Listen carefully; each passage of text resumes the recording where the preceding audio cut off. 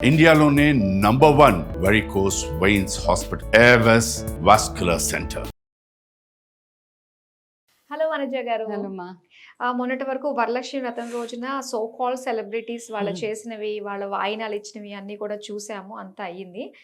ఎంత మనం చెప్తున్నా కూడా తీసుకునేటట్టుగా వాళ్ళు తీసుకోవట్లేదు. ఎవరికి తోచినట్టుగా అవి పూజలు చేసేసుకోవచ్చు, వ్రతాలు చేసేసుకోవచ్చు అనే దాంట్లోకి వాళ్ళు వచ్చేసారు. సో వాళ్ళని పక్కన పెట్టేసినట్లయితే అసలు సాధారణంగా ఏదైనా పూజలు పక్కన పెట్టేస్తే వ్రతాలు చేసుకున్నా, లేదంటే ఏదైనా హోమాలు లాంటివి చేసుకున్నా భార్యాభర్తలు సమేతంగా కూర్చోవాలి. ఒకళ్ళ కరెక్ట్. అబ్సెన్స్‌లో ఒకళ్ళు చేస్తే గనక భార్యది సంబంధించినది వస్త్రం ఆయన భుజం మీద, లేదంటే భార్య భర్త అబ్సెన్స్‌లో అతనివి భర్త కండువా absence లో భార్య వేసుకొని చేస్తారు. ఇలా ఇంతలా చేసుకుంటారు గదండీ! అంటే అవును. ఖచ్చితంగా భార్యాభర్తలు కలిసి చేసుకోవాలా? ఒకళ్ళ అబ్సెన్స్‌లో ఒకళ్ళు అలా కూడా చేసుకోకుండా కూడా చాలా జరుగుతూ ఉన్నాయి. ఉన్నాయి. ఎందుకంటే ఆ! ఇప్పుడు ఒక వైఫ్ అండ్ హస్బెండ్ ఉన్నారమ్మా. ఇప్పుడు ఏ పూజలు చేసినా, ఏ పుణ్య కార్యక్రమాలు చేసినా ఇద్దరు కూర్చొనే చేయాలి. భార్యాభర్తలు ఇద్దరు కలిసి చేస్తేనే వాళ్ళకి ఆ పుణ్యం అన్నమాట. హ్మ్. అయితే పూర్ణ ఫలితం అంటాం కదా! హ్మ్. పూజకి ఫలితం ఎప్పుడంటే ఇద్దరు కలిసి చేసినప్పుడే వస్తది. అయితే ఓకే. రకరకాల కారణాల చేత కొంతమంది బిలీవ్ చేయరు. హ్మ్. ఐదర్ వైఫ్ సపోర్టివ్‌గా ఉండదు. లేదా హస్బెండ్ సపోర్ట్ చేయరు. పూజలు నేను చెయ్యను, కూర్చోను. అట్లాంటప్పుడు ఆప్షన్ లేనప్పుడు ఏం చేస్తారంటే ఖచ్చితంగా ఒక టవల్ వేసుకొని హ్మ్. పూజలో కూర్చుంటారనమాట. అంటే హుహు. వాళ్ళని రిప్రజెంట్ చేస్తూ కూర్చుంటారు. ఓకే.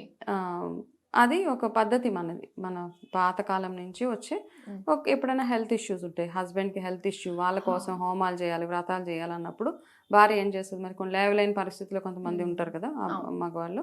ఆడవాళ్ళకి కూడా ఏదైనా పెద్ద హెల్త్ ఇష్యూ వచ్చింది. ఇద్దరు కలిసి చేయాలి. లేనప్పుడు దిస్ ద రైట్ టైం అట్లా అన్నమాట. ప్రొసీజర్ ఏదైతే మన పాత సనాతన ధర్మం నుంచి వచ్చే హ్మ్. ప్రొసీజర్ ఏదైతే ఉందో అది మనం ఫాలో అవ్వుకుంటూ వస్తున్నాం అంతే హ్మ్. తప్పిస్తే అయితే ఈ మధ్య కాలంలో ఏం చేస్తున్నారంటే పెళ్లి కాని అమ్మాయిలు వీళ్ళు ఒక టవల్ వేసుకొని అంటే మనకు అక్కడ భర్త ఉండాలి యాక్చువల్‌గా. హ్మ్. ఆ ప్రొసీజర్ ఫాలో అవ్వాలంటే హ్మ్.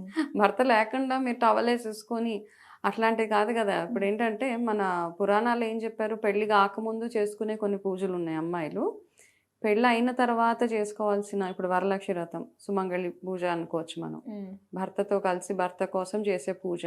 అది అందరూ చేసేయడానికి చేసుకోవచ్చు. No problem. అంటే అమ్మవారి దగ్గర కూర్చొని మీ సంకల్పం డిఫరెంట్‌గా ఉంటది. ఆ! మామూలుగా వ్రతం మీ అమ్మగారు చేసుకుంటున్నారు. మీ అమ్మ పక్కన కూర్చొని మీరు చేసుకోండి. హ్మ్. అంతే. లేకపోతే హెల్ప్ చేయండి మీ అమ్మగారికి. మంగళగౌరి పూజలు అవి చేసుకోవచ్చు. మళ్ళీ పెళ్లి కాని అమ్మాయిలు హ్మ్. మంచి భర్త రావాలని మంగళవారాల పూట ఉపవాసం ఉండి అవన్నీ చేసుకోవచ్చు. హ్మ్. ఇప్పుడు నార్మల్‌గా కూడా ఎవరికైనా అమ్మాయిలకి మ్యారేజెస్ అవ్వట్లేదంటే మంగళవారం రెగ్యులర్‌గా సుబ్రహ్మణ్య స్వామి టెంపుల్‌కెళ్ళండి.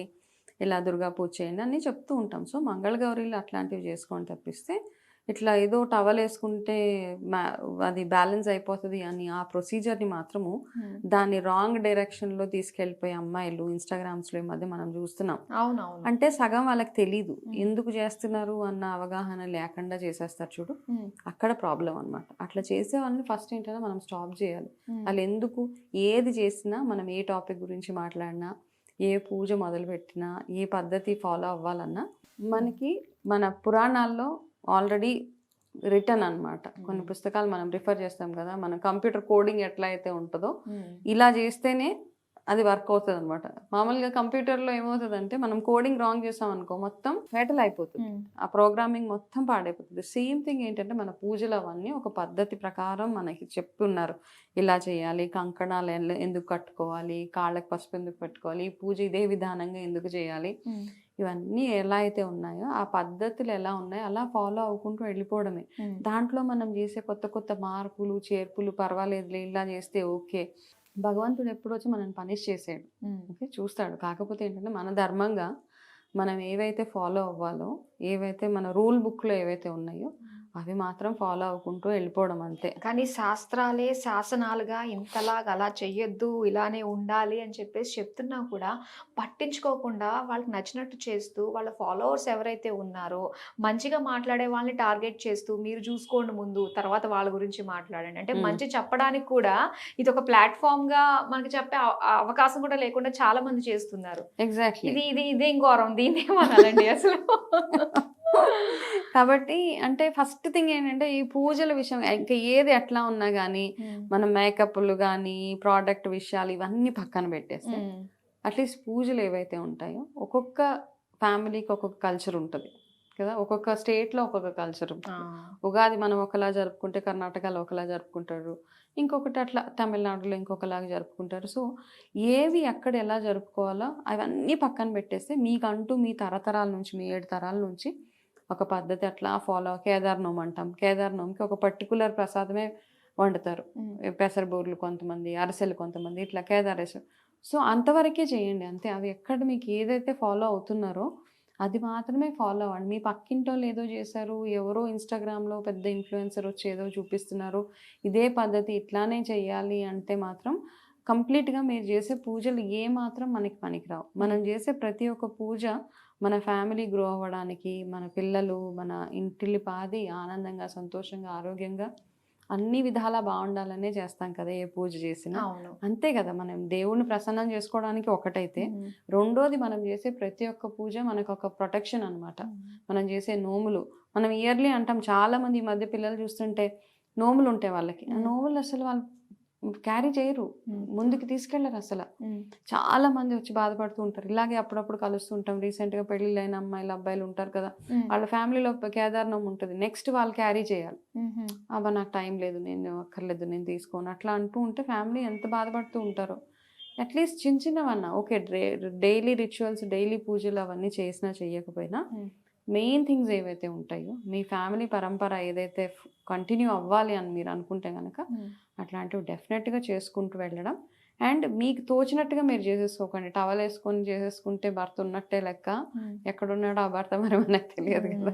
సో అట్లాంటివి చేయకుండా ప్రాపర్గా ఫాలో అవ్వండి. పెళ్లి కాని అమ్మాయిలు ఏవైతే పూజలు చేయాలో అవి చేయండి, పెళ్ళైన అమ్మాయిలు ఏవైతే చేయాలో అవి చేయండి. మీ భర్త ఉంటే మీ భర్తని కన్విన్స్ చేయండి, కూర్చోండి ఒక ½ an hour కోసం నా పక్కన కూర్చొని చేసుకుందాం పూజ అని చెప్తే వింటారు చాలామంది.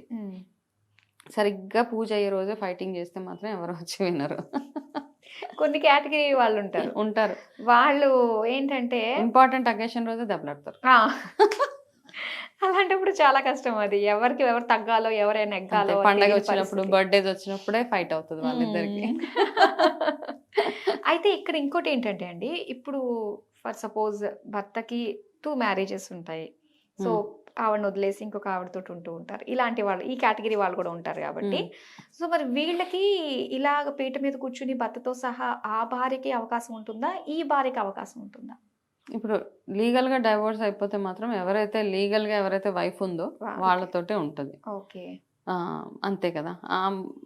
ఎర్లియర్ వైఫ్ ఎవరైతే ఉంటుందో ఆమె చాయిస్, ఆమె ఎట్లా చేసుకోవాలనుకుంటుందో పూజ.